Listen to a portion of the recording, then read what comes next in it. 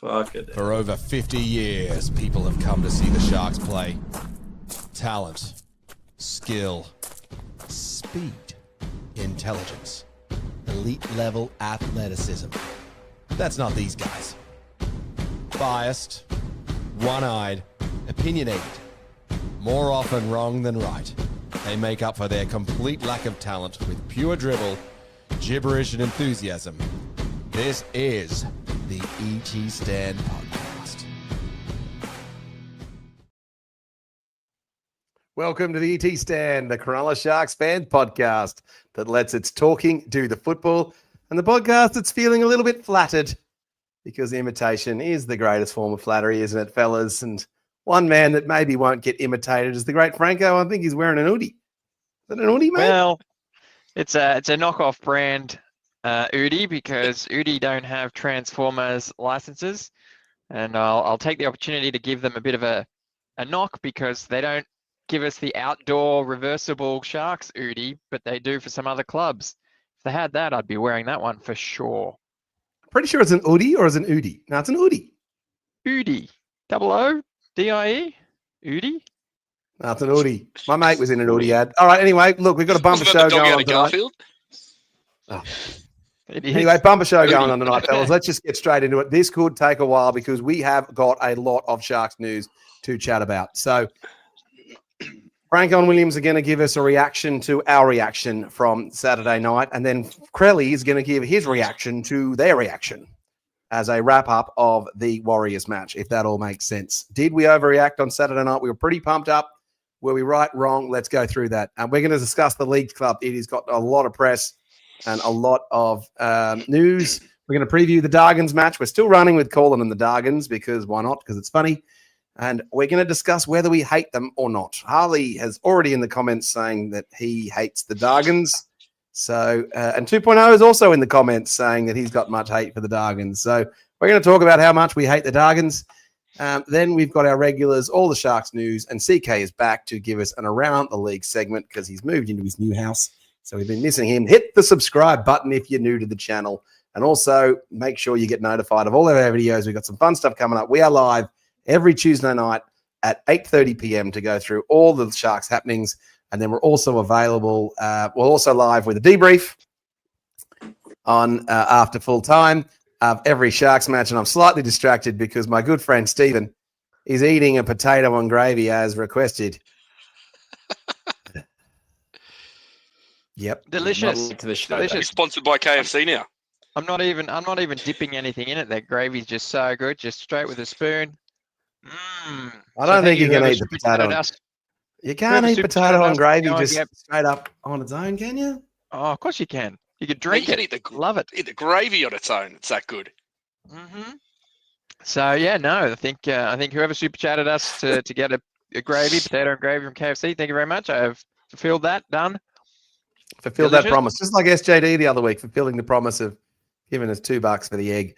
All right, then we are live tonight with the comment section. So we have the prize from displayware.com.au. So for the best comment, you will go into the draw to join 7 other legends. So it'll be one of 9 shot to win the displayware.com.au, joining Stuart Campbell, Ben Turner, James Munro, the toilet inspector guy from Wise TV, SJD, Samoan Metalhead, and the guy from the ground whose name I can't remember, but I'll go look that up. All right, let's get into it. The overreaction segment, the debrief on Saturday night was fiery to say the least. We had a whole bunch of Waz fans come in and give us a bit of stick to. And Latch, you got to admit that was just a lot of fun. And Latch, just give us one last reflection on how much we love the Waz Up TV and the Warriors fans just in general. Mate, those guys are legends. They've welcomed us into the space from our first episode on. Bunch of absolute champions. Their supporters are awesome. Very humble people, and just good people to have around the league.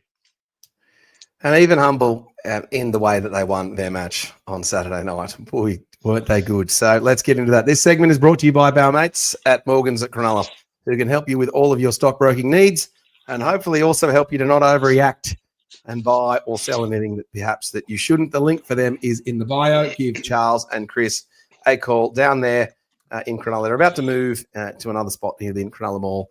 Let's get through it. The Sharks lose 40 points to 10 after a very one-sided second half. Franko, we'll start with you. We're going to go through all the major reactions and comments.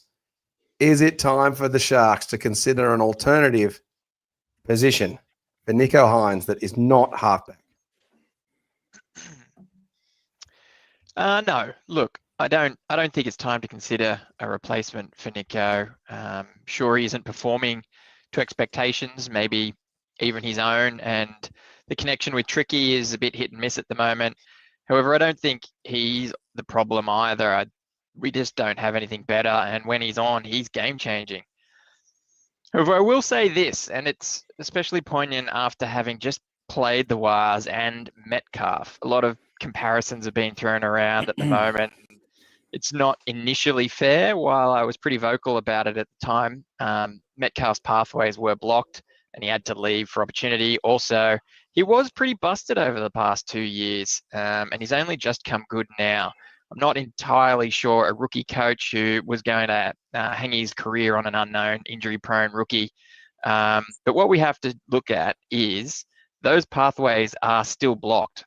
Trindle is signed till 2028. Nicho is signed till 2029. 2029, that's 4 more years after this one. We have 2 highly regarded playmakers coming through in Ford, and especially Pollard, and that's before you canvass opinions on Peru. Tricky was loyal. Will either of these kids be wanting to stick around for 4 more years to get their opportunity? I don't know. So when you ask the question, is it time to consider alternatives for Nicho? Well, really for me, the question is, do you think Nicho lasts out his contract? Knowing the Sharks, he probably will. But should he? For mine, he really needs to lift his game over the next year and a half. Jeez, that's such a good take. All right, well, Williams, you're up next. Metcalf right now is doing everything in the league that Nicho isn't. Franko was right all along. We should have kept Metcalf. Franko kind of admitted there that he wasn't right all along, in that my counter argument to that is while Nicho is severely out of form at the moment, and has been out of form last year as well. In 2022, when he was Dally M, he almost got in 2023. Could Metcalf do that? I'd argue no. Nicho was a team, hypothetically, you could build a team around, and we have, and he can perform. Franko said before that when Nicho's on, he's awesome. Metcalf's not a guy that you could build a team around. He was injury prone. He's not something you would, a player that, for example, if you new coach like Fitzgibbon could build a team around. The Warriors picked him up as a kind of bit of a speculator, a bit of a potentially even a depth prospect, and look at him go. So yes, Metcalf is doing everything that Nicho isn't at the moment, but is his ceiling the same? I think they're a different kind of player. Franko, sack the coach time. Sharks fans, a couple of them calling for the head of Coach Fitzgibbon. Overreaction, everyone. No, I can't call for his head, not right now. Things might not be going the way we want, but look, we're in the top half of the ladder, and all the news coming out of our team is related to on-the-field shenanigans, not off-the-field shenanigans. So that's a pretty good thing coming from a club that's historically had a mixed bag of it. That said, I do think questions need to be asked about what some of his plans might be. We're a super stable team with hardly any movement from a recruitment standpoint. Most of our team are locked up, and as mentioned, pathways for some juniors are blocked. So where does the improvement come from? Because we haven't really seen it year on year. And this is a pretty talented team, and we're looking pretty average at the moment. Matty, a couple of people were not quite as harsh on the sack the coach now or move on for him, but a bit more reflective, saying that Fitzgibbon's taken the team as far as he is likely to. Now, being a top 4, top 8 relevant team year on year on year on year, not a terrible spot. Has Fitzgibbon got a ceiling, and have we reached it? Well, the question they'll counterpose to you is, has this team got a ceiling? And Fitzgibbon's take them as far as they could. So are you saying that Fitzgibbon's got a limit and a different coach could take the team further? Or this team has hit their limit and Fitzy's along for the ride that's hit that limit as well? All right, well, would Craig Bellamy win the league with this coach? With this team? Yeah. I don't think so. I think that, and what else, this is probably a huge statement from me at the moment. I said I drew a line through them after the Roosters game. I think this team, unfortunately, year on year now, since when Fitzgibbon signed in mid-2021, because he saw the junior talent that we had, the young squad that we had, that John Morris had suppose, inherited and then brought a lot of guys through. Good on Morris for bringing those guys into first grade that needed that. They're hitting their 50, 100, 150 game marks now. I don't know. I think this team seems to make the same dumb errors no matter which way you look at it. And Bellamy, sure, he's got a big sprain and he drives high standards. We brought guys in like Finucane. Apparently Fitzgibbon was going to drive high standards. And I think this team is missing a few elements. We'll talk about leadership in a sec, but I think that it's not Fitzgibbon that's at fault. I think even Bellamy or Bennett or others would struggle with this side because of just the same errors that we see. And I don't think that's coachable out of them. It just seems to be a frustrating part of this side for whatever reason that they seem to have a brain snap or 7 and a mid-season slump every year. All right, let's jump onto that. I'm going to jump onto the next one for you, Franco. The Sharks missing John Morris's attack structures and then missing them more than they might be prepared to admit. Oh, look, yeah, I think the best answer to this question, we need to roll it back to what we mean when we mention John Morris's attack. When he took over from Flano, we were very one-dimensional, reliant on the one-out carries from our old heads, and then hoped for the best. In one off-season, Morris transformed the way we got on the offensive. Sure, our defense fell to pieces. However, in attack, he injected youth.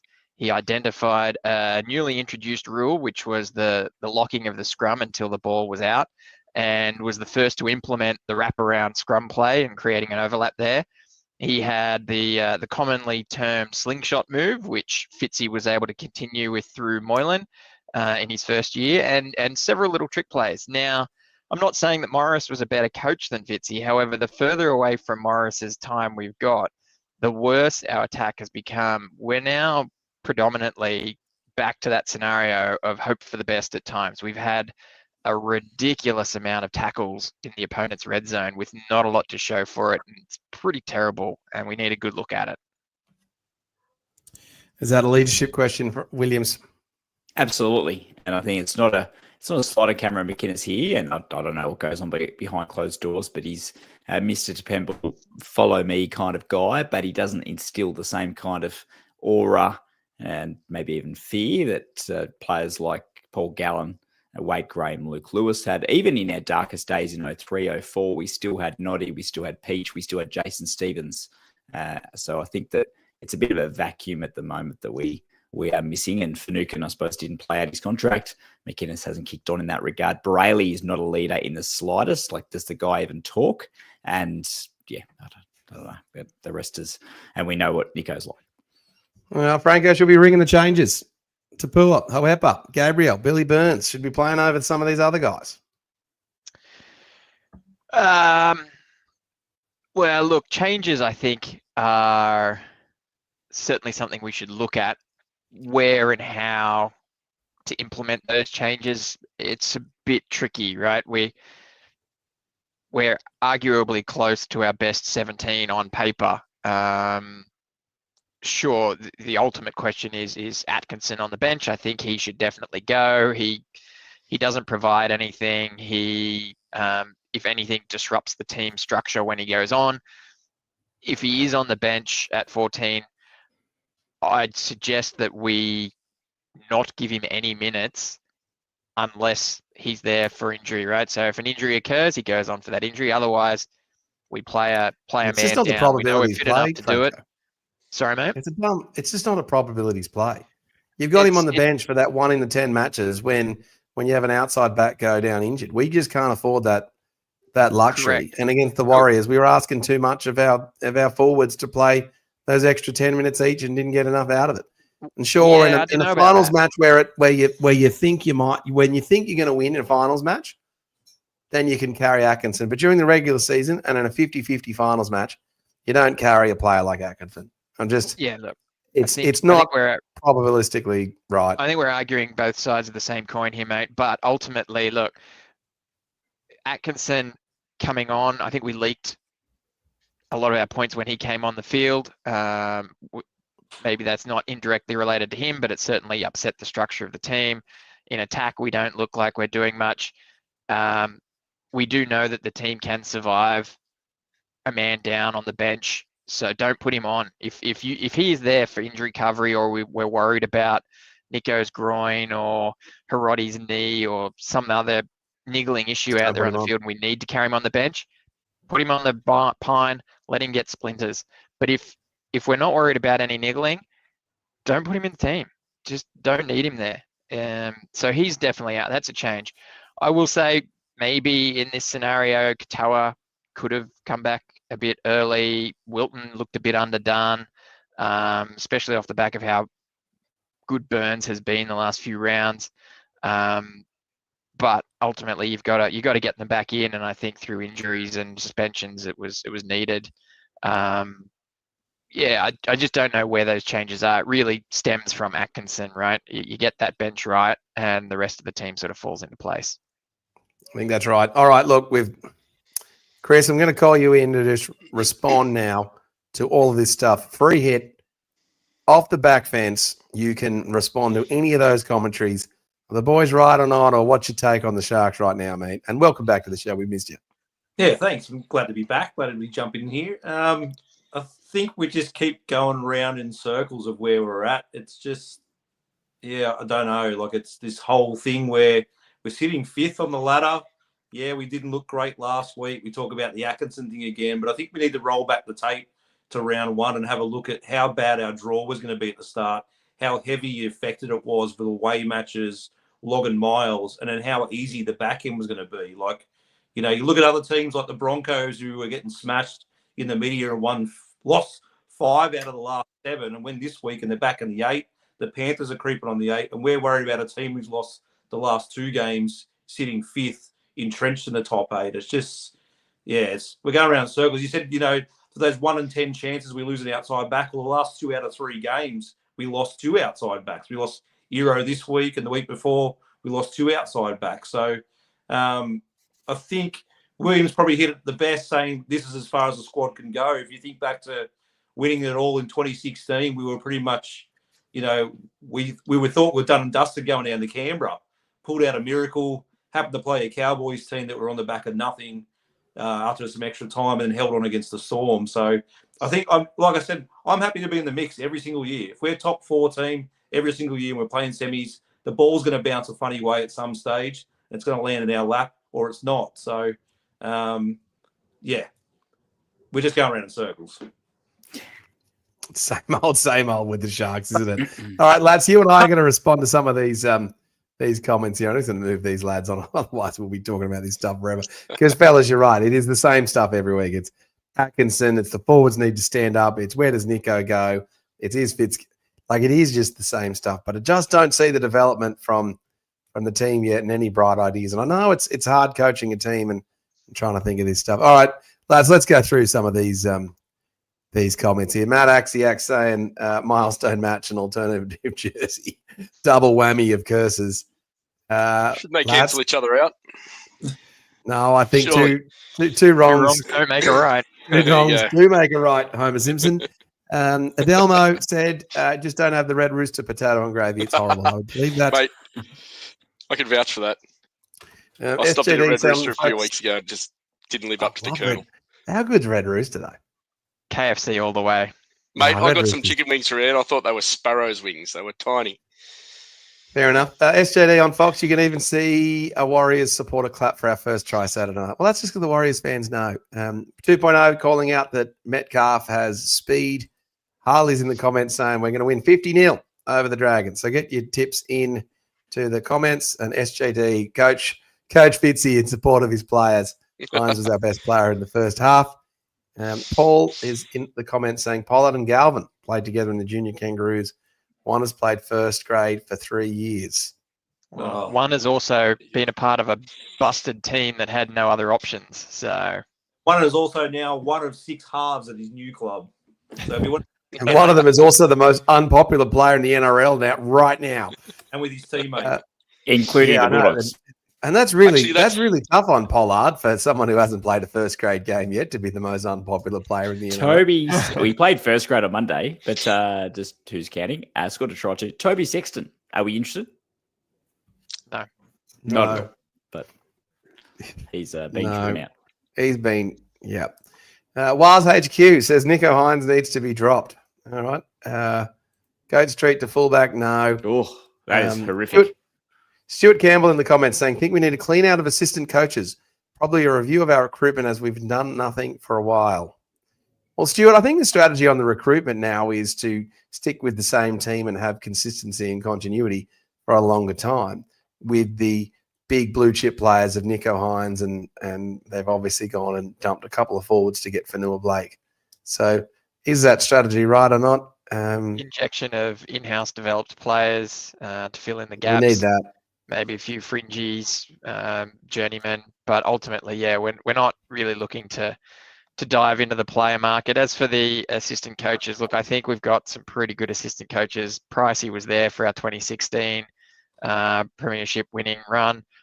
He has first grade experience, and Hannay is being poached by any which way whenever a head job comes up. So what, Franco? A head coaching job, head coaching role. Yep. No worries, mate. And thanks, Francis. Even that scenario, whether he becomes an assistant somewhere else to get a better look at becoming head coach, maybe then we start talking about alternative options. The one thing that is worth mentioning is that all three coaches are considered defensive coaches, and we did leak. I think there's a comment there about leaking 100 and something points of the last 3 rounds. So there's something that should be addressed, I suppose. Franco, surely after the last couple of weeks, you're screaming for an aerial coach still. Oh, absolutely. We need a leaping coach. Leaping coach. Cavell, come on down. Luke Cavell. Oh, goodness. I think that was talking about the same stuff on this show. I think that was accentuated too, that we need a leaping coach, with Ronnie being out of the team, being really one of our only solid leapers in the team, whether he comes up with the biscuits or not. But we certainly missed his intensity the other night, that's for sure. He is second in the league in errors himself, Ronnie. So it may look like he's doing really well in the air, but he's actually second in the league, leading in errors. Ronnie loves it. Who's top? He's coming top of the league for shithouse challenges. We know that.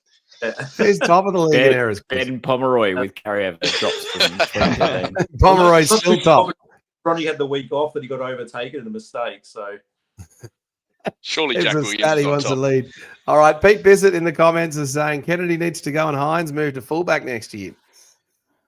We are so far behind last year. Answers are not easy. That's true. No, there's no such thing as a bad suggestion. Here's a comment from 2.0. How about when Cam comes off, we put Atco to 14 on Brayley Ball playing 13. It's the only way to carry on. Otherwise, let's all pray Toby plays this week and takes the spot. This is true. It's a bit of a stark contrast considering this time last year, Toby, by his own admission, single-handedly lost us the match against the Bulldogs. And now we're praying for Toby to come back on the Nico to fullback thing, which is on the media as recently as even today on SEN radio when I was driving to work or from work. Someone there, I think it was Jimmy Smith or Greg Alexander, saying it's got to happen. He doesn't have the speed in the legs. He doesn't have the agility or the fitness anymore. It's not 2020 when he did it for the Storm. Anyway, but all good ideas, I suppose. We're clutching at straws. And the fans is literally his running game and his defense, and everyone wants to put him at fullback. Yeah. Give him the exposure to a player you've never seen. You might as well put, Nigel Vunganar back there. It's just they're harping back to 2020 when they just wanted to fit him into a Storm team. He wouldn't go there. It's 5 years ago that he last played fullback. It's ridiculous. Yeah.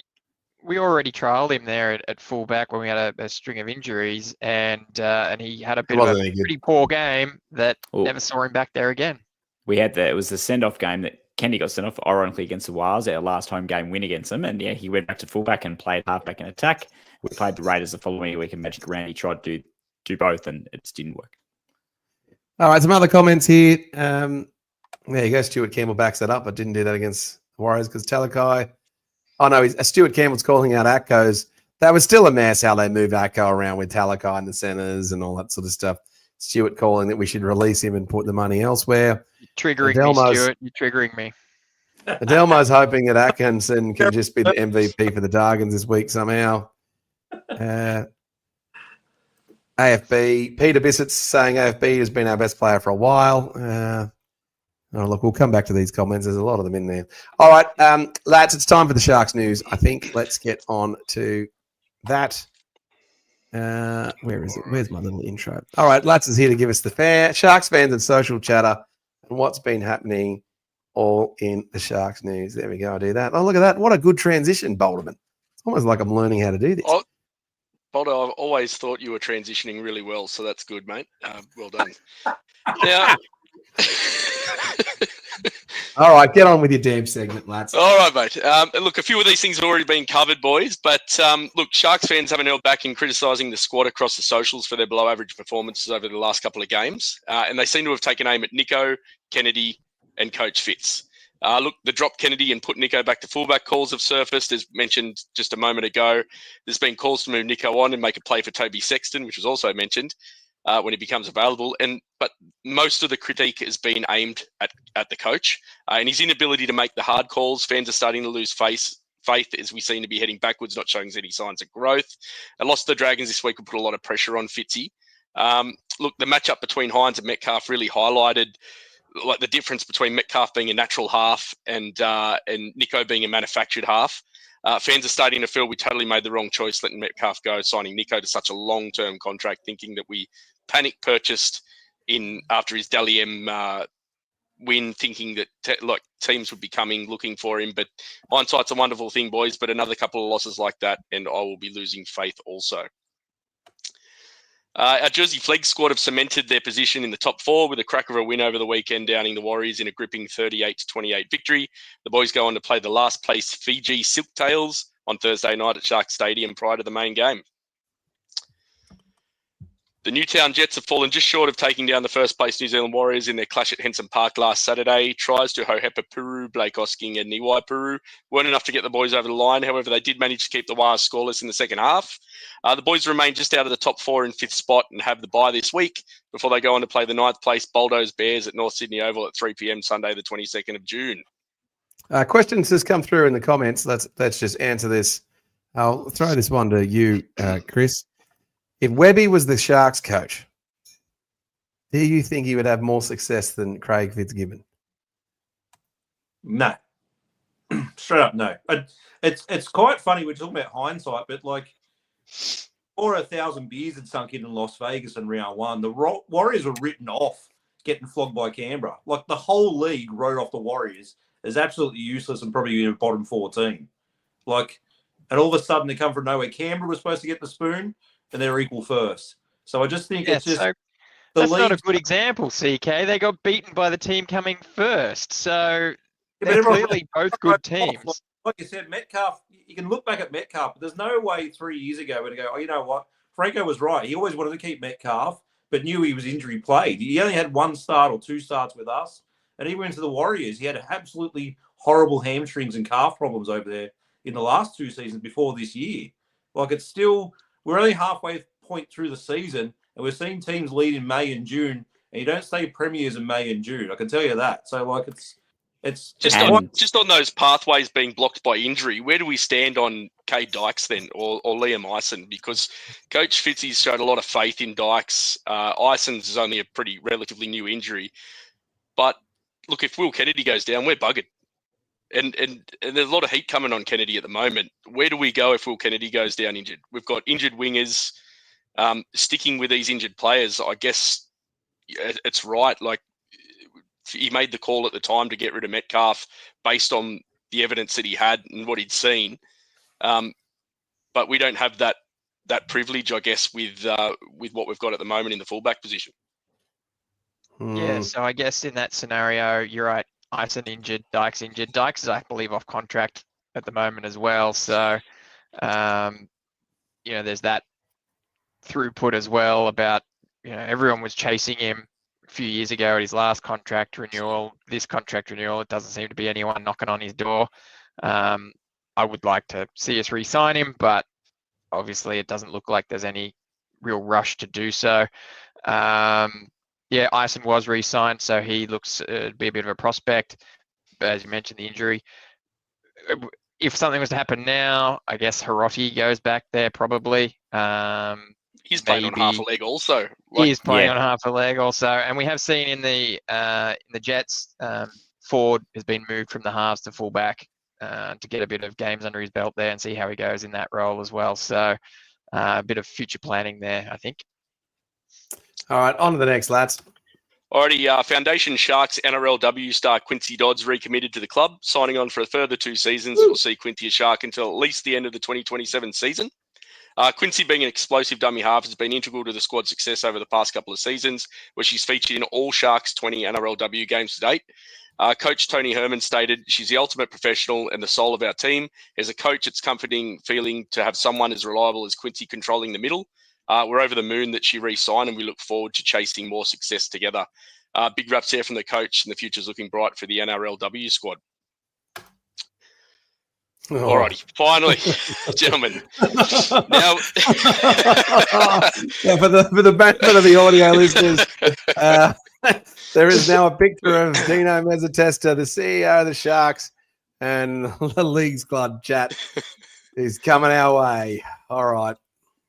Now that we're back home after a mountain of time away, the other big ticket item across the socials and around our Leagues Club, or shall I say lack thereof. There's been several news articles about it of late. Channel 9 News did a piece on it just under a fortnight ago. Dino's been on several media outlets explaining that we're at a standstill waiting for the hand back of the premises so that we can start to organise a fit out, and that it's out of the club's hands. The fans, however, feel it's not good enough. The club should have been firmer with developers. I'm hearing rumours of alleged available fund issues, that we wouldn't be able to afford to get it up and running. There's rumours circulating that the design doesn't allow for an auditorium, no provision for office space, restricted floor area due to safety protocols, etc. This is all hearsay, and we'll have to get Dino on again soon with Boldo to put all these rumours to bed. Yes, we have a Sharks at Cronulla, but the fans feel they're being prevented from accessing the full game day experience at the ground, not to mention the loss of revenue for the club, and from a fan's perspective, it's extremely frustrating. There's a lot to unpack out of that, and so where do we go from here? Yeah, there is a bit. Look, we're going to dedicate a whole segment to this, so let's get into it. We'll boot that out and we'll go back to this view. I can just say this firstly. Dino has accepted an invitation to come on the podcast, so that will happen in the next couple of weeks. So if you have suggestions on that, please do get them into the comments and let us know. It must be the question that I get asked as a Cronulla Sharks fan podcast host. What is going on with the Leagues Club? The last update Dino gave us was there was the problem with the confidentiality clause between them and the developer. So the developers, it's kind of 2 groups in cahoots here with the Sharks. One group called Novum, which is led by a guy called Adrian Thorpe, who I'm trying to track down, and another group called Capital Corporation, led by Steve Grant. Now, these guys are saying that they've done everything that they need to have done. But for some reason, no one is really talking about what the issue is. So what went behind this confidentiality clause being in place is that there are ongoing negotiations between the Sharks and this group. There might be the costs might have blown out, so the costs of these builds might be in dispute. So how watertight that contract was, maybe the Sharks are getting caught out on something. There could be legal exposure, disclosure from one of these groups might actually put their position in jeopardy, so they don't want to do so. And it's interesting that there's been no real leaks in terms of what's happening, because it's not looking good for either party. So there might be an NDAs in place on some of these building inclusions. So maybe the Sharks can't do a bunch of stuff. So that's his point on the auditorium not being there. That's going to be quite a big deal for Sharks fans if there's no James Munro getting booted out of the things afterwards. I don't think it's a regulatory issue that they aren't telling us. But it could be that it's more the building is more damaged than they realised, and they didn't identify this, and there's a whole bunch of fixes going on. But all I'll say is that it's not looking good for both groups, and it is an area of frustration, especially given that the Sharks originally were given this land by the council and the government as a facility for the community, and it now feels a little bit like we've squandered it. And when you're sitting there at Shark Park or Shark Stadium, and it is jam-packed with 13,500 people, and you cannot move, and it takes you 10 minutes to get from one end of the field to the other to get your seat because one of your best mates has got some potato and gravy. It's incredibly frustrating to look at the side of the football stadium and see gaps and spots where there used to be beer hills and all this sort of stuff, and we've only got 13,000 people at the stadium. It's difficult. So, Franco, why isn't the club open? I'll start with you. You used to work there. Yeah, look, obviously, in terms of the development, the club was not a priority. We were looking for some kind of financial security. We were not really in a position to argue our case, and the developer put forward their roadmap and we agreed to it. Again, the club being the least prioritized because the developers wanted to make sure they got their money. This is all obviously across multiple administrations, so current administration not completely at fault, but obviously it's a lot of hangover that they're now dealing with. I think there was, a good move at one point there to invest in the Cronulla Golf Club as an alternate venue. And we've got to remember, not a lot of clubs, NRL clubs, have a leagues club adjacent to the football field. So this was a luxury and a privilege that we had as Sharks fans. If it ever gets up and running, we will absolutely love it. But I really don't think we should be considering it as the thing that the hill that we die on, because if it's make or break, if it's as dire as some of the rumors are to be believed, financial or otherwise, then I'd rather have a club to support than a club to go and have a beer at. I think that's probably right. Kelly, as a fan, how frustrating is it looking at the whole complex and going to the matches? Was my rant right? Yeah, it's spot on. It's beyond frustrating. I think the most frustrating part we've said from the start, and like Franko said, I'd rather have a team than a leagues club, but I'm sick of having a sellout at 13,000. Like, it sounds ridiculous that we actually spruiked that we had the game sold out and it's 13,000 fans. Like, you have a look on Public Holiday Monday, Dogs versus Eels, it was 60,000. And we chant that we get 13,000 at a sellout. Like, Thursday night against the Dragons should be a 25,000 crowd at any other stadium. You take it anywhere else, you probably get a 40,000 if the Dragons are sitting in the top 8. We went to the SFS. Like, so I'd rather one or the other, but it's got to be one of them. Then it's beyond frustrating. I just don't. I don't know what the future. I feel like we're back in 2009 and we're on our knees, and somehow we've sold the devil our soul, and all of a sudden we don't have a league club, nor are we making gate receipts. Like, it's got to be one or the other. And we're not doing either. And it's been years. Like, how frustrating as a fan was it to go to Cogra for 2 years because of the development, and then we come back and nothing's changed? Like, it baffles me. Well, if we were at Cogra, at least we'd be able to go into their leagues club. Correct. Like Lat's going in and taking over Waz Up TV. Lat's just walking into St. George Leagues Club. Lads, you've walked around the precinct. It's a mess, isn't it? Mate, it is a mess. It looks unfinished. We were never going to be prioritised over like brands like Woolworths and that sort of thing. We were always going to be the last piece of the puzzle. But just going back to like 13,000 capacity, you look at other suburban grounds. All other suburban grounds are around the 18 to 20,000 capacity. Jubilee is 20 and a half. I think Leichhardt's about 20. Brookvale's 18,000. 13,000. Spruiking that we've sold that out is disgusting. Not only that, the place is so weathered, like within the ground. Like, you sit over at the Chinese restaurant and you look over at the ET stand above it, it's all rusted. The place just looks like it needs a real good facelift. Yeah, mate, the precinct I find it boring to shop at. I find it like they've just opened Panetta's there, like the big sort of deli fruit shop there inside the precinct there, which is amazing. But it's still just, it just doesn't make sense to me when I'm in there. Like, it's not a cohesive shop right through the precinct. So, you got to go around these corners to get to restaurants, and it's like a rabbit warren, mate. I just don't think it's been done very well. It's an F. It is literally an F, isn't it? You kind of go in and you can go to the right to the supermarket, and then you go up the back to the food court. Mate, maybe that's a plan to get you to walk through the stuff for the food, to get you to walk past the shops. Well, I don't know. It just feels like it's just not completely set up, doesn't it? Even like you've got Aldi downstairs in the car park with like Dan Murphy's, I think it was, and it's just like it's just been slapped in there and without any great thought. Hayden in the comments is saying we need to get started getting some super chats in to pay for the Leagues Club. That would be a lot of super chats. That's my chat for the day so far. That's the best. That's my chat for the day too. That one's definitely winning. That's But right Chris up is the there. judge.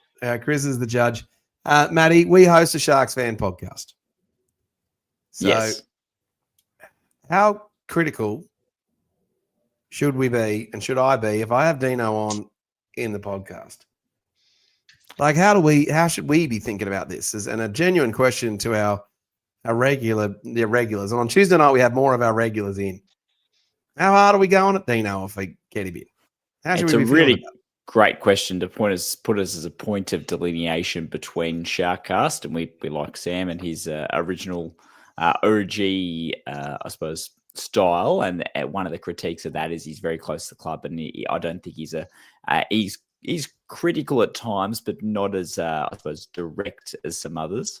Whilst the flip side was Fins Up can be very direct, and that's their style, and good on them. And we're somewhat in between. But I think there is the fact that Dino's coming on, we've got to thank him for that. A lot of other, I suppose, executives wouldn't do that. And so it's laudable that he's coming on our show. And I suppose we've got to have an element of thanks for that, but also an element of a responsibility, which I'm sure you will hold well, given that you've done that before. And we also interviewed Damien Irvine, which is a bit easy to do, given he's at an arm's distance from the club now.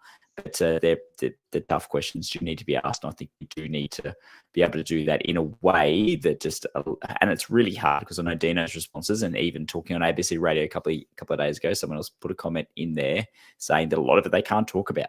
And other than him saying, look, trust us on this, which is frustrating because I think any other executive would be saying the same thing. Has he got the trust though, Matty? Well, the hard thing is, me.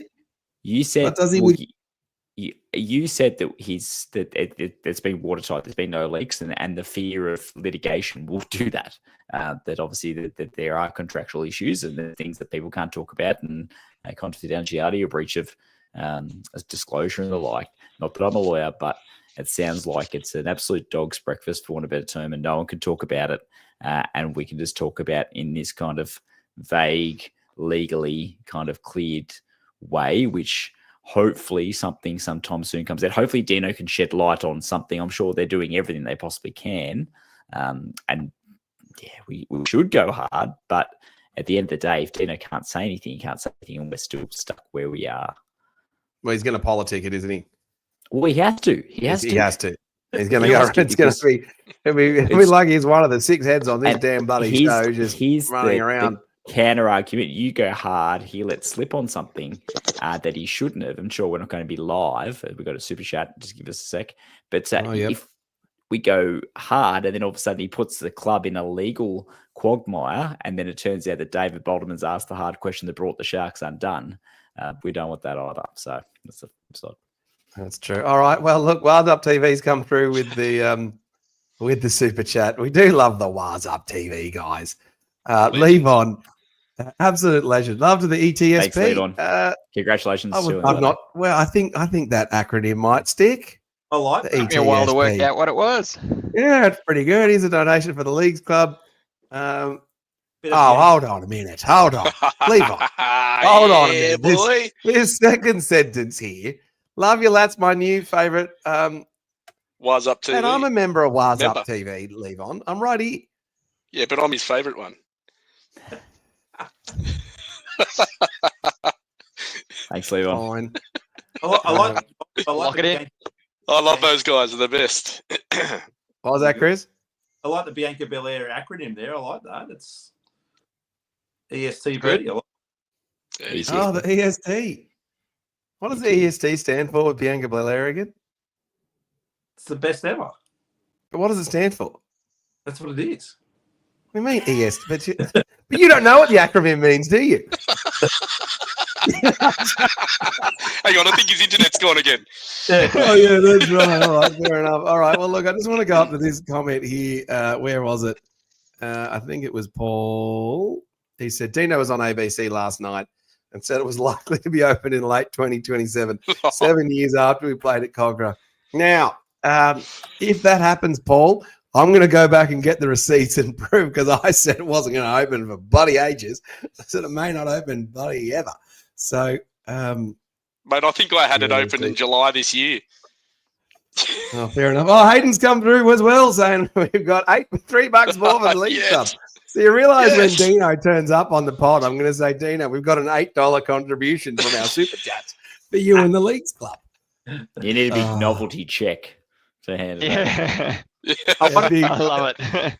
We're asking how hard Boldo's going to go. It'd be interesting to gather some of the previous club out emails and the CEO letters from 2021 to 2025 and see what dates and words and promises were made in those CEO letters. It's difficult to.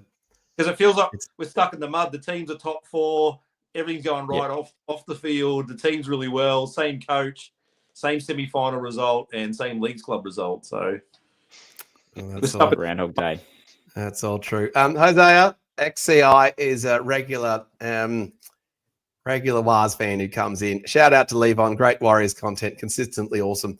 Hosea, you are not wrong. We copy Waz Up TV for a few things all the time, and then people amusingly copy us. That's all fine. All right, Leagues Club. Franco, one final say on the Leagues Club before we preview this Dragons match. We did say this would be a long match. Give us your final word. Yeah, look, it's one of those things that was interesting. We were making it for a time there. We were making more money with the Leagues Club closed, earning interest Of course we were. off the funds than what we would have if the club was open. So we were doing better financially without the club. Now that we've spent a chunk of that and dare I say, gone into a bit of debt to buy land assets, it's not quite the case anymore. So, I think Dino mentioning that we're out of pocket by not having a Leagues Club is probably starting to ring more true now than it was in previous years.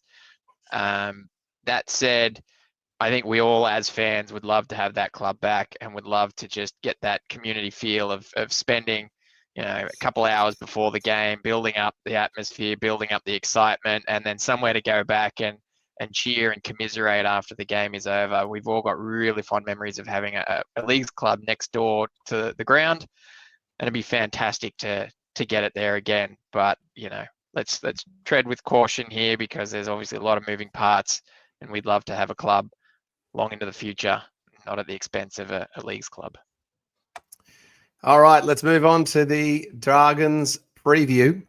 Now, just in case you're wondering, is this a typo?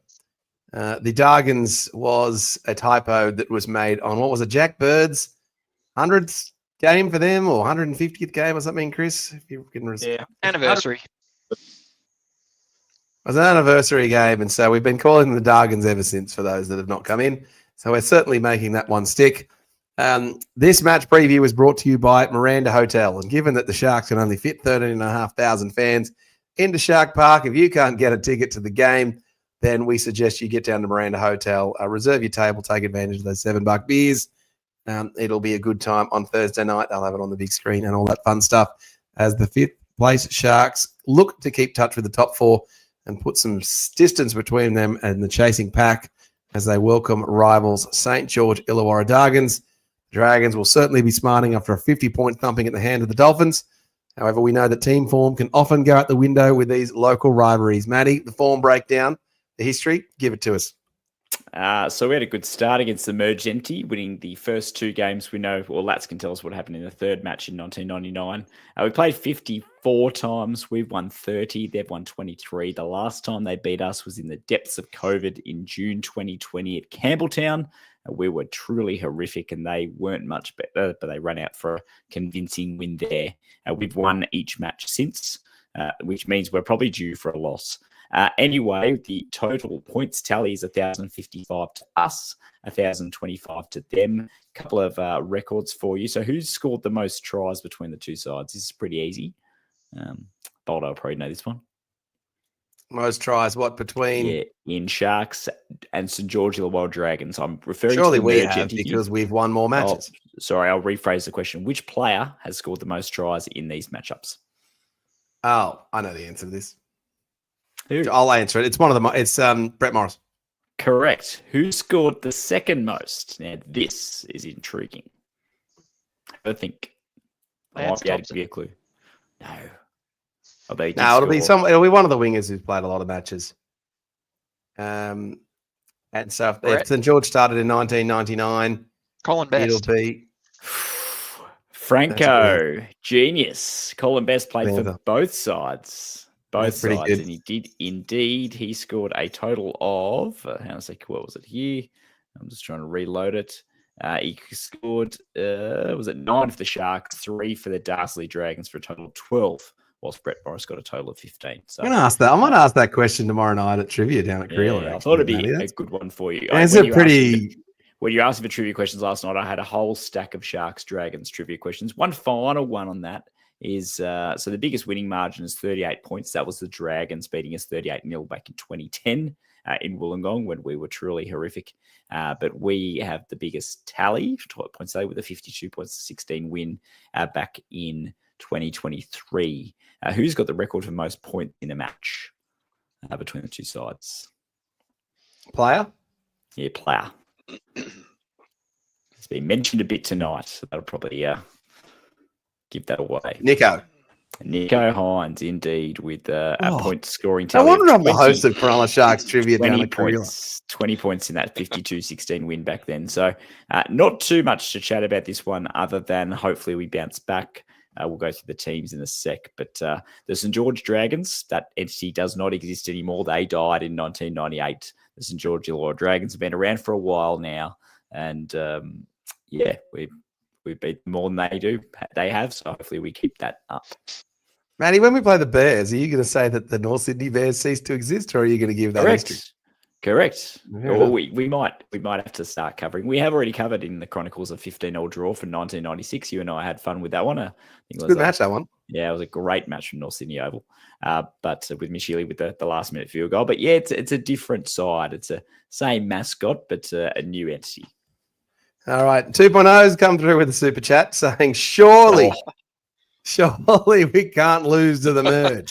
Williams 2.0. I know I threw shade at your Stone Street to fullback comment before, and no apologies there. I don't think he's cut out for fullback. Yes, Kennedy has been great, but geez, if you just put the mock on us there, may the Lord have mercy on your soul, mate, because you are going to be slayed in the debrief.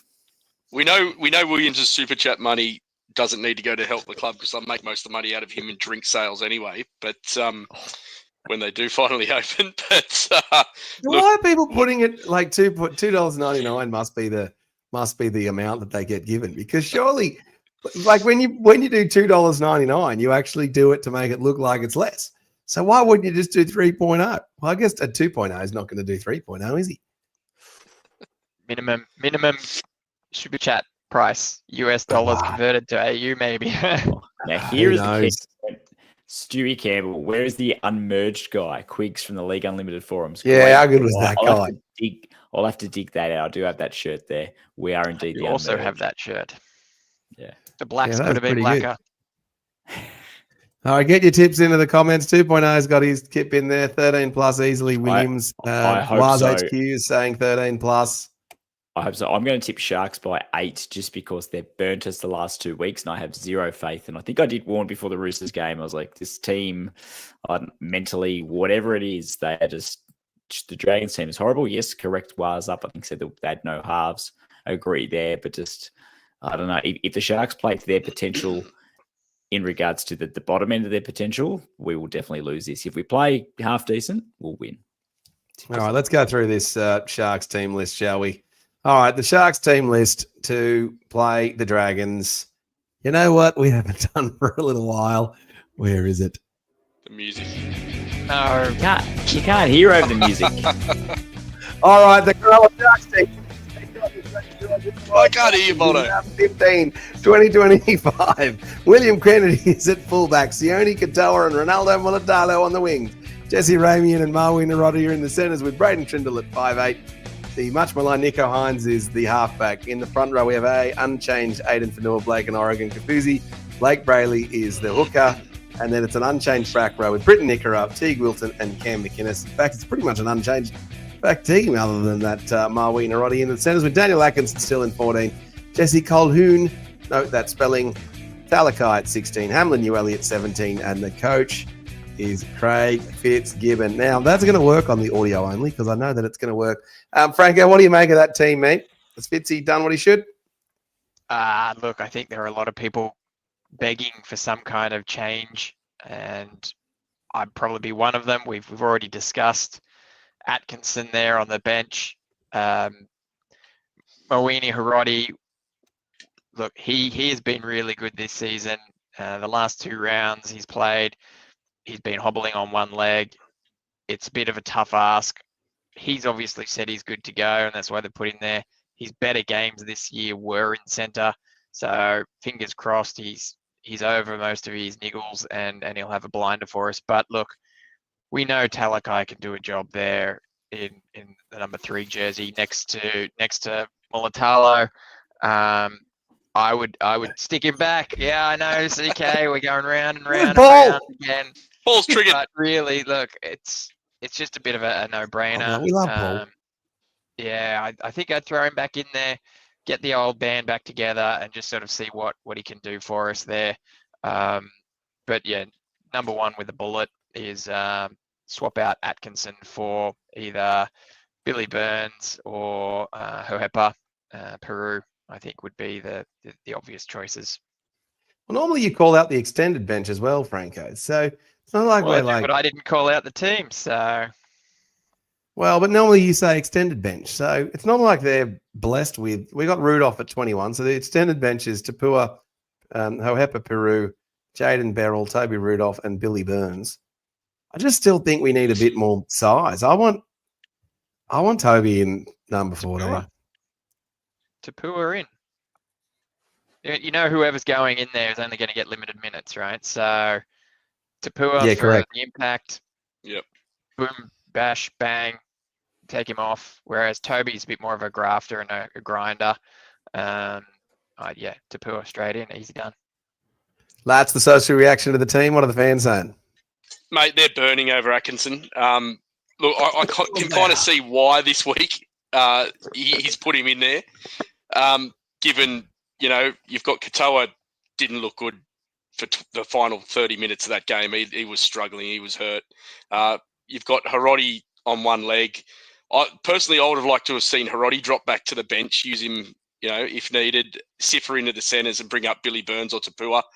Billy Burns did a good job in Teague's absence there on that left side and would definitely not look out of place. He did a job. But, mate, across the socials, they are burning at the Atkinson addition onto the bench again. 2.0 is a good comment. Lucky the Leagues Club isn't open. He might get burned down with Atkinson at 14. Chris, how do the Sharks bounce back against the Dragons? Yeah, look, I'd like to see the stat. We've always talked about bounce back games, and we talked about a milestone games curse. So Franco did point out in our little group chat that Nicara is playing his 150th NRL game this week. So we are going to celebrate another milestone, unfortunately. We're done. What happens, I think Williams has talked about before, bounce back factors of teams that have conceded 50 and gone on what's happened next week. So we should win this game, but the chips are stacked against us. The Dragons really offered up nothing against the Dolphins except for the first 10 minutes, and then the Dolphins just blasted them off the park. They absolutely showed nothing. So, we talked about a bit of size. We'll go on to the Dragons team shortly, but they do have one big bopper on their bench as well, who's quite a large human. So I thought you might have tried to combat that, but obviously we went the cut and paste. And as much as the admin lady gets excited at 5 to 4 on a Tuesday, you can just cut and paste it. It's done pretty fast. I think Fitzy's admin lady's the same, mate. Yeah. Speaking of Fitzy, here he is, SJD with the super chat. I think it's hard to hate your little bro. $5. Oh. There we go. And also showing that you can spend more than $2. No, goodness me. So can I just say, hold on. We've been spruiking the damn super chats for months. And then when we finally say, tonight's super chats are going to go to the Leagues Club Fund, now everyone's putting the money in, aren't they? It's like, I don't want to help Boldo not pay for the damn StreamYard thing. It's like, all right, yep, cool. Thanks. Yep. All right, so we've now got, how much have we got for Dino? I want to maximize your tax deductions, man.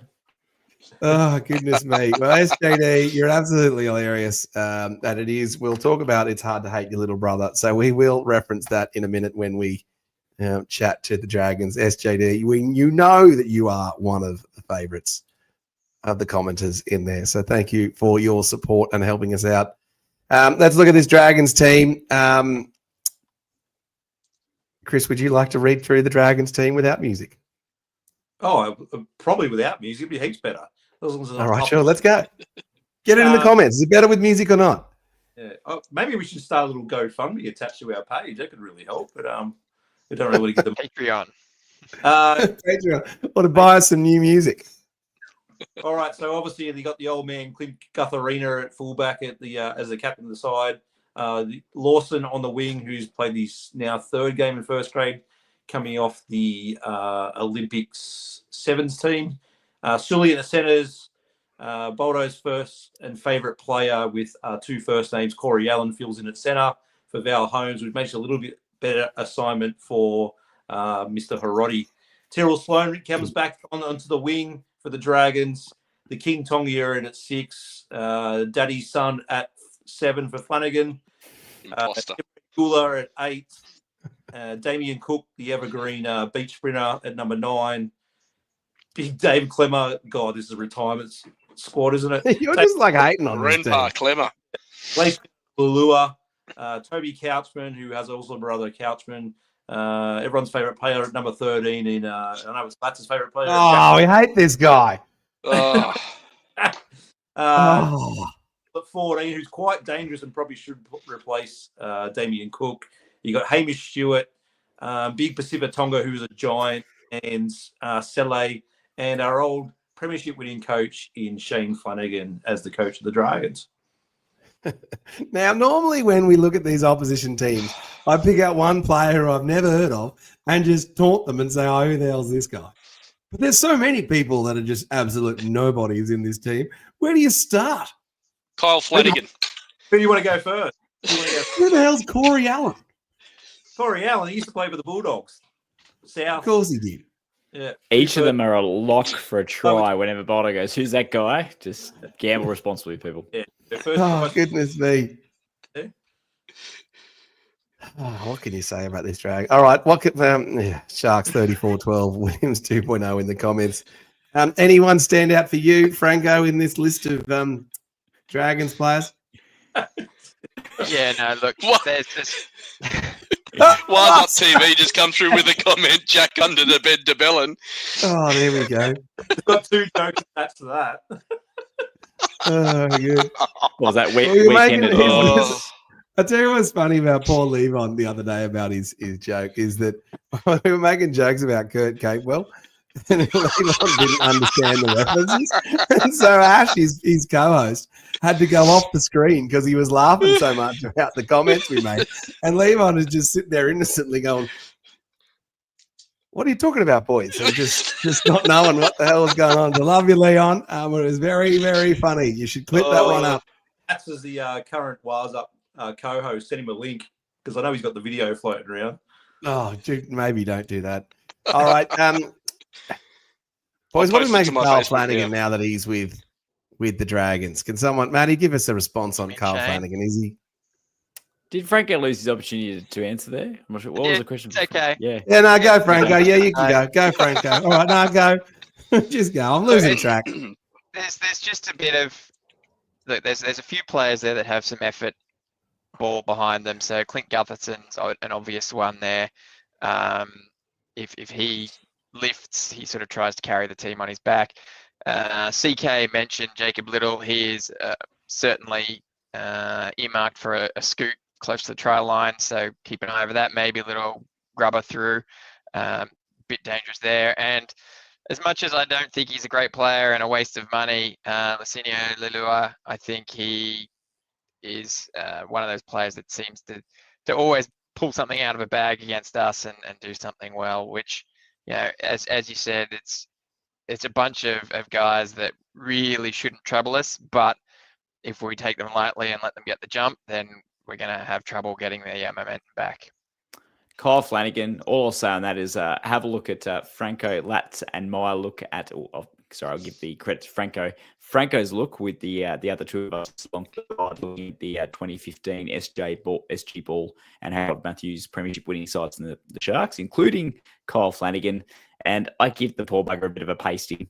I don't think he's good on him. He's played how many first grade games now? Infinitely more than I have. But yeah, and watch him have a blinder this weekend. But the way he was carrying on when he scored for the Bulldogs against us a couple of years ago, like this is my house and all the rest. Like, mate, you left us. And to be honest with you, I think you would have had a more, I suppose, enduring career if he stuck around. Would he have stayed in the halves? Would he have turned into a maligned player like Chad? Probably the latter. But I'd say he probably would have had more of an opportunity to bed down a spot with, who knows, maybe Trindle or maybe even Hines, someone more dynamic at 5'8". But he's just jumped from club to club. He's with Daddy again now and getting a run because I reckon, well, most NRLs probably agree he's not going to get a run anywhere else. But yeah, I don't think that. You're sure he got the point scoring record in the under 20s that year. He's solid, but he's not spectacular. I'm going to answer Hosea's question here, which is the last 5. What's the win-loss record for the Sharks against the Dragons? And Matty, I'm pretty sure you know the answer to this. It's exceptionally good because we've won, Sharks 9 in a row? Yeah, it's. I'm not going to say how many it is in the run of consecutive wins for fear of it ending. What's the term for that if you've won a whole bunch in a row, Matthew? I'm not sure. But anyway, it's we've won the last 5. We last lost to these Stars in 2020. Yeah, we lost to them at Campbelltown, oddly enough. Correct. Jeez, that's a pretty good record. All right, let's get the tips in. History. Oh, no, one last question. Lats, who do you just hate in this team that you just think we should be targeting and taunting? Look, I'm going to start. I'm just going to go 1 through 17. If going back to SJD, if this is my little brother, I'm smothering him in his cot. Mate, don't start me on them. I know plenty of knob Dragon supporters, and mate, Kyle Flanagan, absolute imposter of an NRL player. I don't know what he's doing there. The only ones that worry me out of this team coming off the bench in Jacob Little and Pacific Tonga. I think we'll have to watch them, coming in later and injected into the match. But mate, I can't go past DeBellin. Sorry, I hate DeBellin. DeBellin. I tell you, it fit in. The most punchable face in rugby league. And it used to be White, and now it's DeBellin. It fit in well. Mitch Moses would go well with these guys. He'd be really good. He'd be really good. All right, well, before we talk about how much we hate the Dragons or why we hate the Dragons, let's just get a quick set of tips. Franco, I'll start with you. What's your tip? What happens? I think we beat the Dragons. I don't think it's a thrashing, but I think it's comfortable. And then off the back of that, a whole bunch of fans and media think we're world beaters again. All right. Lats, your tip? Mate, I've swayed a bit through this show, and I'm going with we demolish the Dragons, we hold them to a donut, and we're going to beat them 32-0. All right, Chris? And Jack DeBellin's going to do an ACL. Yeah, I'm sitting with Franco at a comfortable win, but not a thrashing. So I'd say 13 plus. The Dragons team talked about before when we used to look back at teams. Or maybe this team can make the semis and have a shake at this comp. And then you look back at those teams with your Nathan Gardners and Broderick, right? What were we thinking? This team wasn't doing anything. We believed. They're an absolute heart team with throwing guys together in the a flano. Oh, goodness me. So that's so true. Last week, the Dolphins put a bomb up and Gutherson looking to catch the ball in the air, and the other guy caught it and scored a try, and Gutherson started yelling at his teammates, and it was a one-on-one catch. Did you notice how much Harodi was concentrating on catching the ball and putting his hands out? Harodi did drop the first one, but Gutherson's standing there for an age like this. So, but it's usually at the referee as well. So, yeah, we're going to win this game. Fair enough. He's got Latino small hands. My favourite Gutho moment was great small hands. 2 years ago at the game at Parramatta, round 2 on a Friday night. Boldo, you and I were there, and Gutho clutched his head for the old HIA, or sorry, for trying to get the high shot. No high shot was received. He went to the head bin, and we ran in 3 quick tries. So, well said, never fullback. So, one of your best, legend. One of your best. That was absolutely brilliant. All right, look, I'm going to tip before you, Matthew, because I'm going to preface it with saying I think the Sharks are going to beat the Dragons. I think it'll be a bounce-back win. I think it's a 14-point win for the Sharkies, which means I have a feeling there's a chance that it's a 5 tip from us that the Sharks are going to win. And Matthew, does that mean that we lose? Do you remember the history of us all tipping the Sharks to win? I don't know the full history, but I think it's not good from memory when we all tip the Sharks to win. Did that happen 2 weeks ago? Yeah, against the Roosters. I did tip earlier, about 20 minutes ago, whatever. And I think I said Sharks by 8, and I'll stick by that. I think we will concede. I just don't think we have the defensive starch about us. I hope Latz is right. I hope Williams 2.0 is right, but I hope everyone's right. But I don't know that the more SH1T the Dragons team is and looks on paper, the more worried I am, because I just have zero faith in this team at present. Our team does. There are just way too many comments here for me to go through them. So we'll maybe just look at all of them at the end, I think, guys. All right. Yeah. Well, thanks for all your tips and involvement in that segment. Yep, Sharks to win comfortably. Now, there was one comment here from Waz Up from Lee Von, who said he loves the hate you guys have for the Dragons. It's peak rugby league tribalism. It certainly is that. It certainly brings out something a little bit different. And so, the New Zealand Warriors, you guys don't really have a rival like we have the rival. And so a match against the Dragons inspires certainly different emotions. We all have specific memories and specific times. I remember some Dragons fans in the ET stand carrying on like absolute bullheads and being pretty damn annoying. But, they are the neighbours across the road. That wasn't those ones, but I've since banned. Rob tried to say, can we bring some Dragons fans in the ET stand? I'm like, nah, don't bloody bring opposition fans into the ET stand. I'm talking about Wazza. Looking at you. Anyway, Franco, what's your how do you feel when we play the Dragons? The rivalry, why is it there? What's your thoughts? Give us a take. Yeah, look, it's an interesting one because obviously we were birthed from the Dragons. They were pretty dominant. They held this region as part of their catchment area, and as an attempt to weaken the team, the Cronulla Sutherland Sharks were born. So we've got a lot of family and history associated with them. People who grew up in the area supporting the Dragons suddenly had a new team. Some migrated across and some didn't, which really built into that tribalism that was mentioned earlier. I think for me, there's definitely a love-hate relationship. I'm okay with the Dragons. I'm okay for them to have a bit of success. I'm fine with that. Just so long as it's never against us and just as long as we're always doing better than them. So I think, going up against them, I absolutely hate losing against them. I think it's one of the best rounds of the year.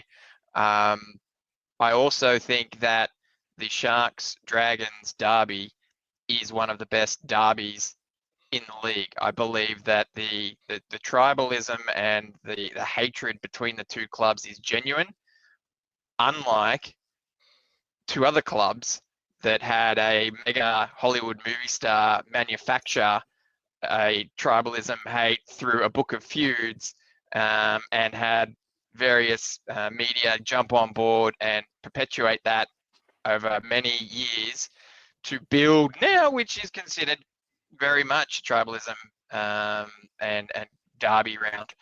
But really, it's all marketing. We, without any marketing, full ground swell, absolutely have a banger of a derby, banger of a tribalism match, and it's awesome to get to, especially when we win. Man, talk about the biggest rivalry and hatred in rugby league. Surely that's just you and me, Franco, when we're disagreeing on the debrief. Mate, it's a close second. Chris, I'm gonna throw to you.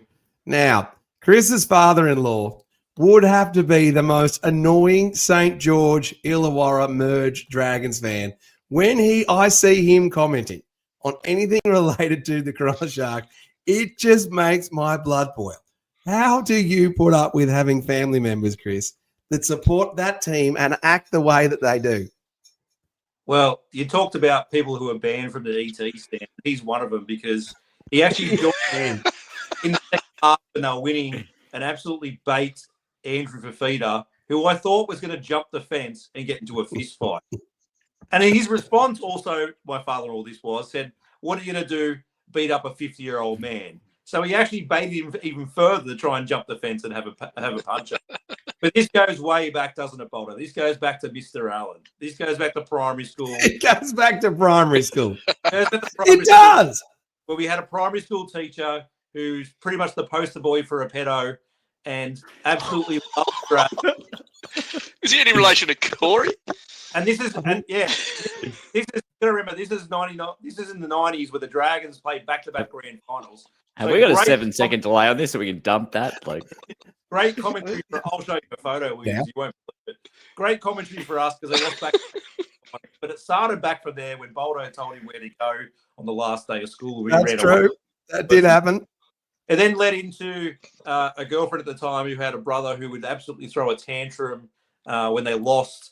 And I had to go and sit with the 99 grand final, Latz's favourite match with him, and absolutely give it to us. It then rolled into Latz's brother-in-law being a Dragons fan. Oh, Latz's brother-in-law, he sucks. It rolled into Ryan Jones being a Dragons fan and absolutely give it to us. Ex-ground announcer for the Sharks, mind you. Franko, but for the Waz fans out there and listen, there were guys at Waz TV. Like Franko said, Franko's favourite player is Monty Porter, and it split from there. It's where another grandstand was named, and it just started the rivalry from there. So you got neighbours, you got relatives, you got friends, and it's one of those games that I remember hits the calendar, and I want nothing to do with it when I go live because I want nothing to do except for win that game. It's the hardest game to sit through and get through and just hope we win because I hear nothing from anyone. But as soon as we lose, the phone lights up. It goes off. Like it absolutely goes off. So I'm surrounded by workmates now living in the Wollongong area. It's my grand final and I love to hate it. So let's just get out and win. Oh, you'll be wearing the merch proud on Friday morning if the Sharks get up around Wollongong, won't you? God, for sure. All right. That's the social stoushes. How is it different in social media? People just abusing each other. What happened? People hate them. You remember that time in the CWC we went in our asbestos suits Yes. Operation Cleanse Cogger or whatever it was. Mate, we don't want to breathe the same air as them. They're knobs. Absolute knobs. I can't cop them. Mate, as Chris said, you don't hear from the supporters all year or for the last 9 matches for as long as those years have gone on until they get a win and they come out of the woodwork. They start banging on about the 70s. Different team. They've only won 1 premiership. Ours is more recent. And that was because the Melbourne Storm got kicked out. Exactly. Correct. That was because Jamie Jamie came up Haynes when we interviewed Hoffman, didn't it? We even talked to him and said, you're to blame for the reason St George won a premiership. He's like, yeah. Default premiership, mind you. Default premiership. Asterisk premiership. It is not a full premiership like we won in 2016. Mr. Furious. Mate, I remember getting a lift back from him one time, and it was in the 2010 season, and he was talking it up. They'd just beat us in I think, Wynn Stadium, I believe. He gave us a lift back in the van, and he's going on. I go, mate, I'd hate to win the comp this year because, you know, Melbourne have been taken out of contention, and he blew up Deluxe. I had to listen to it for about 25 minutes up Mount Ousley and back into the Shire. Mate, my brother-in-law's a Dragon supporter, as Chris mentioned. Mate, Ryan Jones, I just biggest bunch of dribblers in rugby league, the Dragon supporters, and we hate them. All right, Paul in the comment. Oh, God, Paul in the comment is still is to me when Steve Rogers signed for St George on the Monday, Engadine High, 2 fights started in the quadrangle, lunchtime over. I would certainly, I think Steve Rogers signing for the Dragons has got to be the most painful of the St George or Sharks to St George players. Matty, I didn't give you notice of this, but rattling a couple off the top of our head. You mentioned Colin Best. I think there's been more coming our way than going their way. We've had Trent Barrett and Lance Thompson. Trent Barrett, Lance Thompson was the big one. That was because they'd let him go. Trent Barrett had gone via England. Lance Thompson was let go in the off-season 05 to 06. There was a big falling out between Lance Thompson, who was the Dragons. Didn't have a team, did he? No, he got let go and then joined us. I'm not sure the ins and outs as to exactly why that was the case. But yeah, 05 to 06 was when he came across, and then that's when he scored the opening try in that derby there in 06 and kicked a goal late on for a 30 points to 12 win, which was our first win over them since 2003. So that was the longest period without a streak is the wrong term, but the term then I just put it. So that's one player that went the other way, but even players like not much of a play, but Brett Furman we came through our juniors, then went across there and took them to a prelim final. Jason Stevens came back the other way with Super League. Nathan Brown was a lifelong Sharks fan, went to the Dragons, signed with us for Super League, and then went back to the ARL, went to Dragons and played a game for us. Jack Bird, we got from the Dragons juniors, won a comp with us. Now he's found his way back there, and then he's gone on to the Tigers. But yeah, I think Ben Pomeroy. Bo Scott. Bo Scott. Bo Scott, they can take in. Bo Scott, he's in their juniors, came to us and went back to them. But how good is it going to be when Daniel Atkinson plays number 14 for them next season? To put a bow on it, I suppose, that you guys hate on our end, but they hate us. And I'd actually say they hate us even more. They do, don't they? And that's the thing since being a kid, and I grew up in the Carlton, Cogra area to the age of 5, then moved back, the parents moved me back to the Shire, the promised land. And it's just this, it's a different kind of vitriol you get when you go to Cogra, or you see so many of them at Shark Park, and so many of them live in the Shire, and so many of them haven't embraced us. And I mean, look, that's their prerogative, I suppose. But yeah, it's just, if you want to enjoy all of the glorious parts of the Shire, support the local team. Don't go, if you want to go. Yeah, you support the Dragons. Go live in Allawah, for goodness sake. So go live in Allawah. Anyway, I will say the Red V podcast. The guy that heads up that one, he's a nice dude, and he'll do a good demo. There's always exceptions to the rule. Yeah, there's always, and I think we've actually. So we also managed to turn my brother Jeff. I'm pretty sure we've turned him to be a Sharks fan now, haven't we, Chris? For some reason, he picked the Dragons. So Adelmo's come in the comments. I'm going to show this one. Where is he up here saying that he also, same thing, hacking at our playground. I was 15, nearly had a punch up with my best mate, Sharks fan. Maybe you at the same school, Adelmo? Saints fan. With my best mate, Saints fan. Yep, they had it coming. I'm sure you won the fight at Elmo too. All right, fair enough. All right, anything else on the rivalry? Franko, why do they hate us? We're the little brother. Because they ain't us. We stole their perpetual run. They were the powerhouse. We cut them at the knees. We're what could have been. It's now gone. But geez, I guess there's always that element of, now that we're surrounded by them, that merger with the Steelers. They're to the left of us, they're to the right of us. It's just one of those things that has continued. You know, like I said, and we've covered it here. There's friends and family.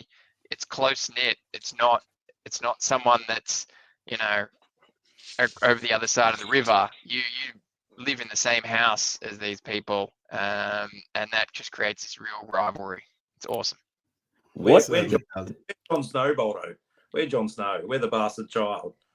The best part of all of that was the thing that they had over us, because they'd merged and all that stuff. The thing they had was they'd won a comp. So they'd won comps that didn't count before they became the merged entity. And then 2010, they won a comp. So every time they beat us, even if they didn't beat us, they'd still do the 48 years and one F all, do all that stuff. And then when now they can't do that. Cameron, and you and I were at Colgrave in late 2016 when we were on that losing streak, and it all looked gone, and they were absolutely giving it to us, and they were terrible that year.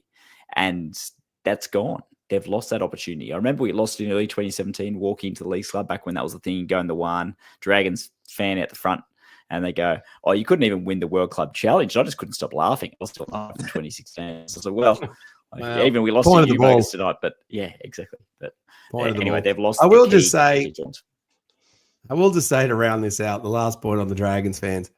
A friend of mine, he said he stopped watching rugby league, and he's a Dragons fan because the Sharks won. He said to me, it just ruined it.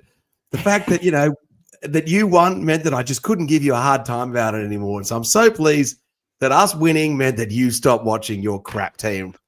All right, let's move on. Boldo, before yes. you do move on, a lot of their fans, the way that they've treated their players in the past, have actually come and supported us. And I know we have a mutual friend who I know was a massive Dragons fan when we were going through school, and that's David Anthony. As soon as they did the dirty on Lance Thompson, he crossed the floor, and he's been a Shark supporter since. Well, good on you, Dave. And I know a lot of him. He's a man of principle, Dave Anthony, and yeah, good on him. Our Sounds favourite like a legend. Our fan, Peter Hayes, we're not sure what team he goes for, but he goes for He's got the opposition team jersey on. He's one of those guys, in the Premier League who has like the split scarf that's got both teams. You're like, yeah, who buys those? All right. Well, look, moving on. We hate the Dragons and they hate us too. Good for you. You've lost 9 in a row. So, sure, whatever. We're going to win. All right. Gone. Now, Daly Cherry Evans has been dropped by the Queensland team. But one segment that we're not dropping is Chris Kelly's Around the League segment. News from around the league that Sharks fans need to know. Chris, let's get into it. Well, on the back of that great segue, obviously the New South Wales and Queensland teams were named. With Queensland just not getting Origin anymore and dropping their halfback and captain out of their team. They made a couple of changes, including Latz's favourite player, Kurt Capewell, has made the squad.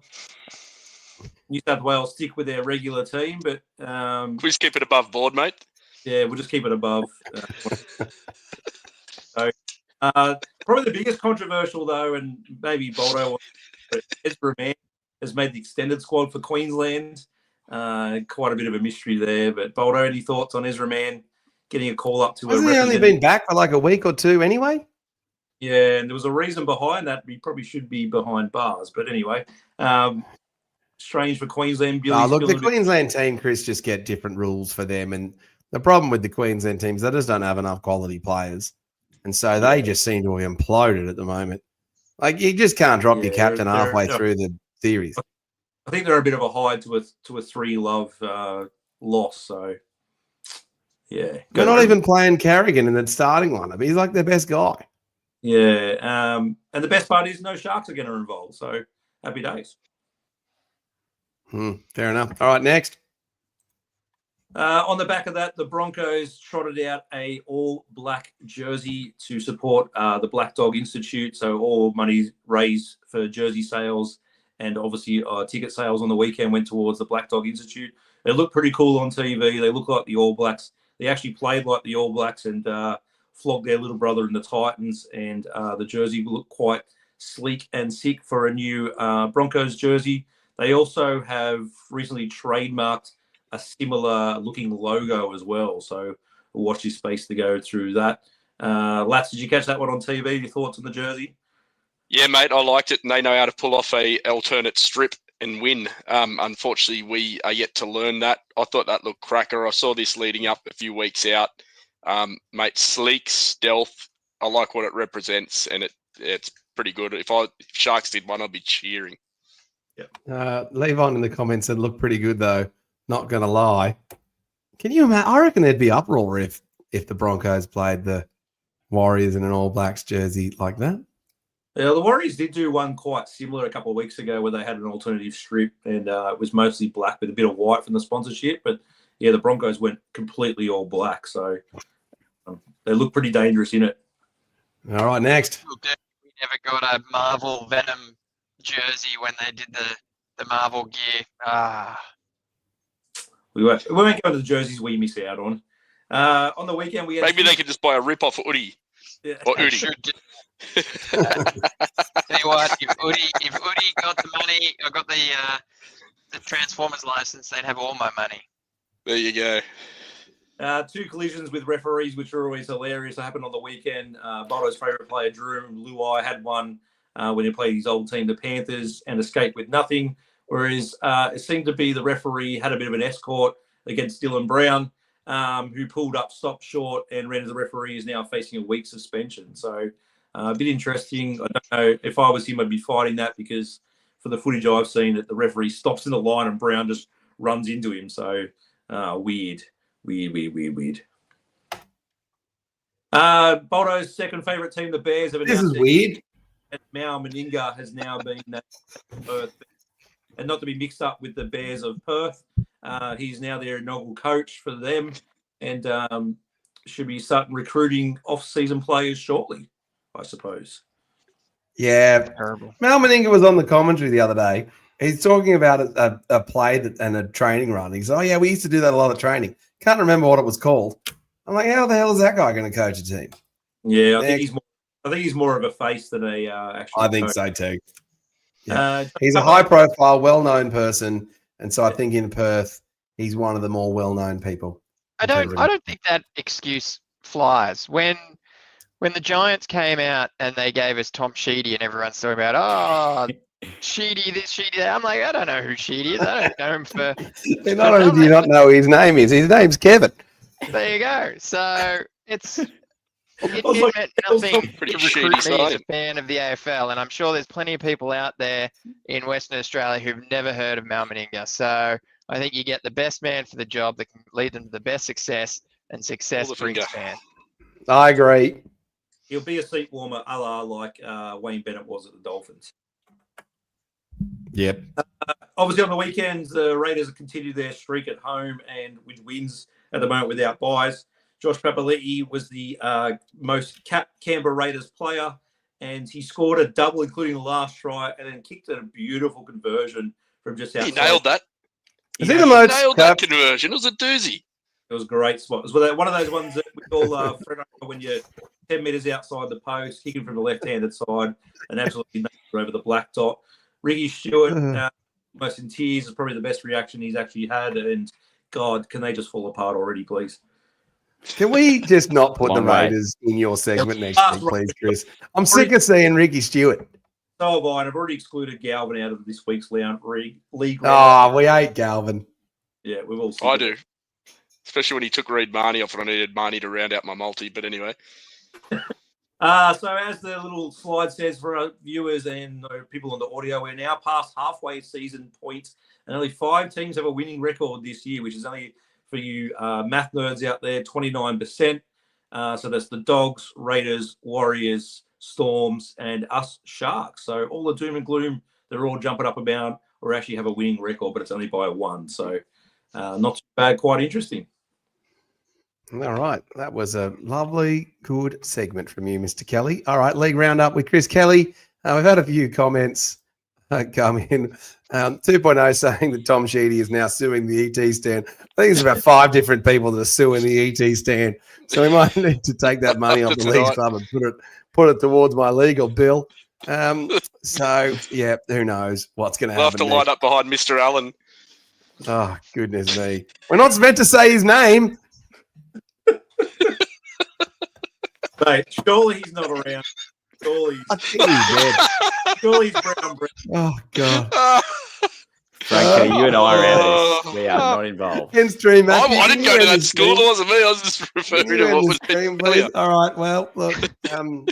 Anyway, Chris is going to provide us with a fun fact this week. Do you know that I was going to ask you to do this? Yeah, I did. I do remember. I actually just confirmed my WWE expert, and Bianca Belair is EST because she's the best, the fastest. It's all the EST words on the end. So, Oh, it is that, isn't it? yeah, the slowest, the Now, fastest. please tell me we're not getting your wife's fun fact here. Yes, no. Oh, the wife's fun fact was any mail sent throughout the US to other states is actually free. I was like, oh, that's not really good. But on the back of moving this week or last week, that is the 17th move I have made in my life for 44 years.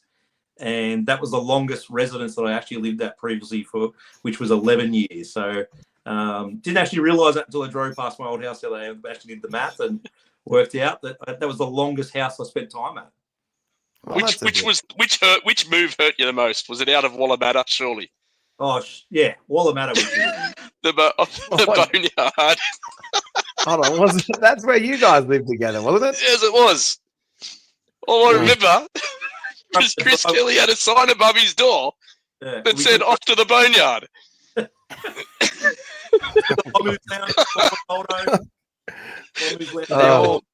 Did they all have slimy green pools with boxes of jats in them, or what?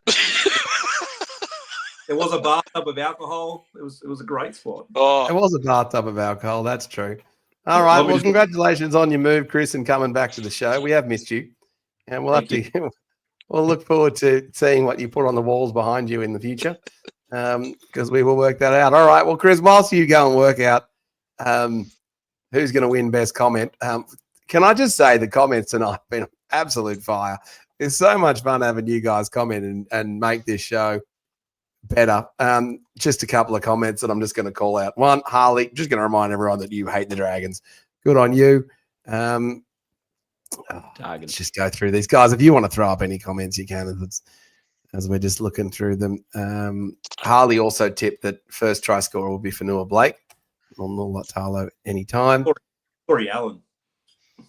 I'm just going to go. Actually, I'm going to go down the bottom. I'll work my way from the top. A few names raised in terms of the Sharks Dragons stuff with Cam McInnes as one that we didn't touch on. Our current That's captain. One we didn't touch on. So that was Frizzell, SJD out. In the comments saying Frizzell is one of the best players we ever lost. That would be a good segment too, Williams. It would be. See what we can do. Jason and Paul Stevens. Too many comments to mention. All right, Chris, which comment are you going to give the prize to? Oh, it has to go to Kieran's. He's caused the avalanche of the absolute super chats. Like that just opened up the super chat to hit our record of $15. All right, which was the first? Where was that? I can't even find. There's so many comments here. I can't even find them all. Yeah, the super chat to fund the Leagues Club. Yeah. Oh yeah, that's right. It was. That's got to be the winner. Which one was that? Hayden Hayden S. Yeah, it caused the avalanche. Yeah, it did. All right, Hayden S. You win. I'm even going to write it down on my crappy piece of paper here that you can't see. The list of the names, because that way you can see SJD. Your name's there. You're on the list. I'm not going to forget to put you in the list this time for the draw. Hey, Boldo, while you're writing down, pardon me. Yes. The guy that came up to you, was his name Darby, from memory, after the game last week? I think so. Yeah. No, I was just going to say you were going to go back and look for his name, but I'm pretty sure it was Darby. Yeah, it was like Darbs or Darb or something. Yeah. Doobie, Darby. It's an absolute legend, that guy. A loss to remember. Oh, well, there we go. Hayden S. Cheers, boys. And then Kevin Coyle in the comments, Mr. Allen Science, you only know mirrored your Mr. Allen. You also had aggressive halitosis. Franko, what's halitosis? Honestly, I don't know, mate. Williams, I'm going to find you a picture of this TJ. We're talking smart, saliva in the corner of his mouth, high socks, high shorts, tucked in shirt. Like, halitosis is the medical term for bad breath. Bad breath. All right, good to know. See, we can all be Google. On our Patreon show.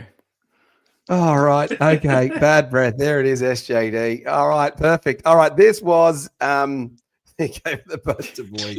All right. All right. Yep. Then we're gonna stop. I reckon this video might get pulled down. We've talked about Cade Dykes way too much. Raging pedos. That's what's going to happen in this episode. You're going to get demonetized on YouTube. Mr. Furious. We talked about, oh, God, can I just say, Scott Hansen, stop commenting on shark stuff. All right, guys, that was the ET stand. This was a rather animated version of this show. We're not always quite as full on as this. I think the Dragons match just brings this out of us. So the Sharkies take on the Dragons at 7:55 p.m. kickoff at Shark Stadium. It'll be 13,500 or something like that. Even maybe not on a Thursday night. Who knows? We'll be live right after full time for the debrief. And for those that haven't registered their interest yet, if you're doing nothing tomorrow night, get down to Sharks at Cronulla because your favourite podcast host is hosting trivia down there. And no, it's not Stephen Franklin. It's me. There it is. And that is the winning comment for the night. Hayden S. That was the ET stand. We will see you guys on Thursday night, post full time. Much love to you too. Levon, that was the ET stand for this week. Go the Sharks. Up Cronulla. For over 50 years, people have come to see the Sharks play. Talent, skill, speed, intelligence, elite level athleticism. That's not these guys. Biased, one-eyed, opinionated, more often wrong than right. They make up for their complete lack of talent with pure dribble, gibberish, and enthusiasm. This is the ET Stand Podcast.